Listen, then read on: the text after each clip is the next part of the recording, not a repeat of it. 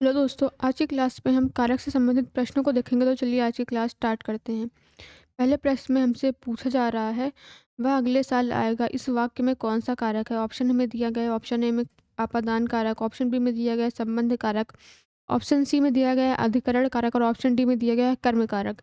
तो वह अगले साल आएगा, इसमें अधिकरण कारक है, तो ऑप्शन सी हमारा सही ऑप्शन होगा। अगला प्रश्न देखते हैं। अगले प्रश्न में हमसे पूछा जा रहा है, मोहिनी ने चिड़ियाघर में पक्षी देखे, रेखांकित शब्द में कौन सा कारक है। तो हमें पक्षी शब्द में कौन सा कारक है ये बताना है। ऑप्शन हमें दिया गया है करण कारक, कर्ता कारक, कर्म कारक या फिर संप्रदान कारक। तो पक्षी शब्द में कर्म कारक होता है, तो ऑप्शन सी हमारा सही ऑप्शन होगा। चलिए अगला प्रश्न देखते हैं।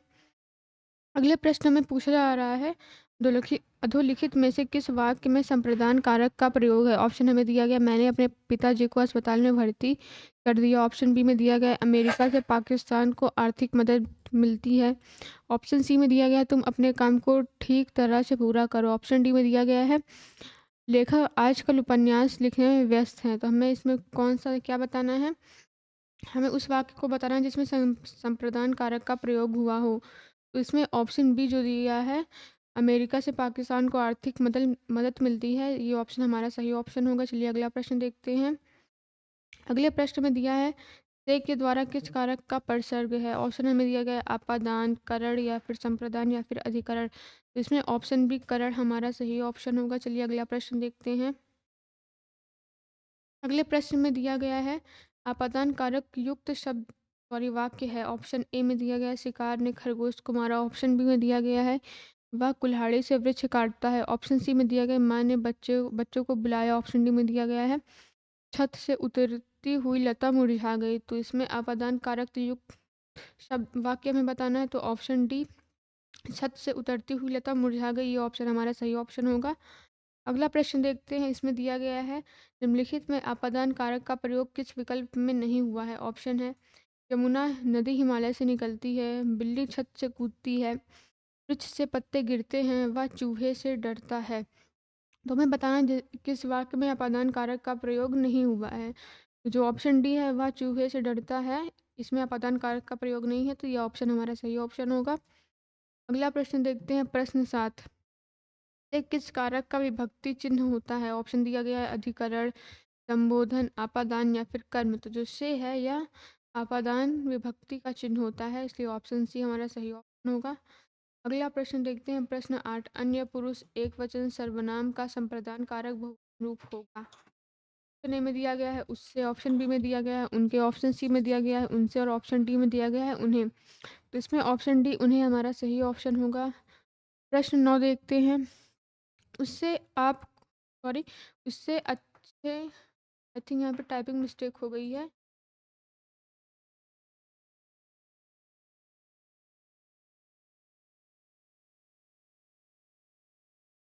आप होगा यहाँ पे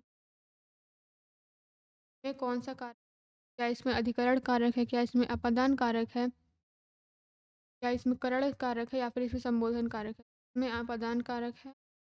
चलिए अगला प्रश्न देखते हैं। ये प्रश्न में पूछा गया है, मेरा घर स्कूल से बहुत दूर है, रेखांकित शब्द में कौन सा कारक है। ऑप्शन दिया गया है अपादान कारक, संप्रदान कारक, संबोधन कारक या फिर अधिकरण कारक। तो इसमें ऑप्शन ए अपादान कारक हमारा सही ऑप्शन होगा। अगला प्रश्न देखते हैं, प्रश्न 11, वह मुझसे अलग रहता है, रेखांकित शब्द के आधार पर बताइए यहाँ पर कौन सा कारक है। ऑप्शन हमें दिया गया है संप्रदान, अपादान, ऋण या फिर अधिकरण। तो इसमें ऑप्शन बी अपादान हमारा सही ऑप्शन होगा। इसी के साथ अगला प्रश्न देखते हैं, अपादान कारक उत्तम पुरुष बहुवचन रूप होगा, मुझसे, हमसे, मुझको या फिर हमको। तो इसमें ऑप्शन बी हमसे हमारा सही ऑप्शन होगा। प्रश्न 13 देखते हैं, से अलगाव से किस विभक्ति का बोधक चिन्ह है। ऑप्शन दिया गया है संप्रदान, कर्म, अधिकरण या फिर आपादान। तो इसमें ऑप्शन डी आपादान हमारा सही ऑप्शन होगा। प्रश्न अगला देखते हैं, राम की गाय चरती है, वाक्य में कौन सा कारक है। ऑप्शन हमें दिया गया है कर्ता, कर्म, संबंध या फिर अधिकरण। तो इसमें ऑप्शन सी संबंध हमारा सही ऑप्शन होगा।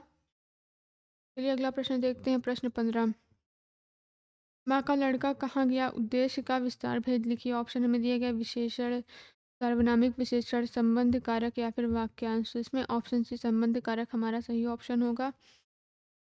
प्रश्न 16 में पूछा जा रहा है, उस जगह एक सभा होने जा रही है, रेखांकित पद में कौन सा परिसर्ग है?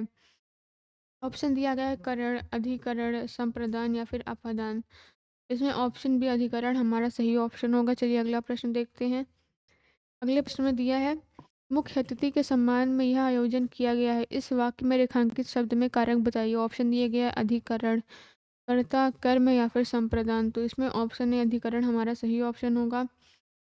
प्रश्न 18 देखते हैं, ठीक समय पर आ जाना में कौन सा कारक है? ऑप्शन ए में दिया गया है कर्म, ऑप्शन बी में दिया गया है करण, ऑप्शन सी में दिया गया है संप्रदान, ऑप्शन डी में दिया गया है अधिकरण। तो ठीक समय पर आ जाना इसमें अधिकरण कारक है, तो ऑप्शन डी हमारा सही ऑप्शन होगा। अगला प्रश्न देखते हैं, निम्न में अधिकरण कारक का परिसर्ग कौन सा है? ऑप्शन दिया गया है पर, ने, को या फिर से। तो इसमें ऑप्शन ए पर हमारा सही ऑप्शन होगा। अगला प्रश्न देखते हैं, मैं 3 मिनट में आ रहा हूँ में कौन सा कारक है? ऑप्शन ए में दिया गया है कर्ता कारक, ऑप्शन बी में दिया गया है संबंध कारक, ऑप्शन सी में दिया गया है अधिकरण कारक, ऑप्शन डी में दिया गया है संप्रदान कारक। तो इसमें ऑप्शन सी अधिकरण कारक हमारा सही ऑप्शन होगा।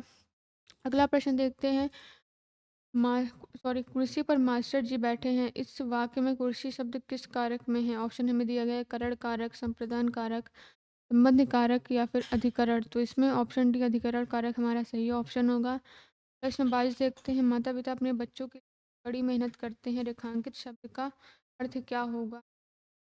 ऑप्शन दिया गया है हमें विशेषण, परिसर्ग, सर्वनाम या फिर संज्ञा। के लिए जो है यह परिसर्ग है, तो ऑप्शन बी हमारा सही ऑप्शन होगा। चलिए अगला प्रश्न देखते हैं। प्रश्न 23, कानो सुनी बात पर यकीन मत करो, रेखांकित पद का कारक बताइए। तो हमें बताना है कि कानो सुनी शब्द है, इसमें कौन सा कारक? ऑप्शन दिया गया है कर्ता, कर्म, करण या फिर संप्रदान। इसमें ऑप्शन सी करण हमारा सही ऑप्शन होगा। अगला प्रश्न देखते हैं, द्विकर्मक वाक्य में कर्मकारी विभक्ति को किस पद के साथ प्रयुक्त होता है? ऑप्शन दिया गया प्रधान कर्म पद के साथ, क्रियापद के साथ, गौड़ कर्म पद के साथ, पद के साथ। में ऑप्शन सी गौड़ कर्म पद के साथ हमारा सही ऑप्शन होगा। आज की क्लास में इतना ही। नेक्स्ट वीडियो में मिलेंगे किसी नए टॉपिक के साथ।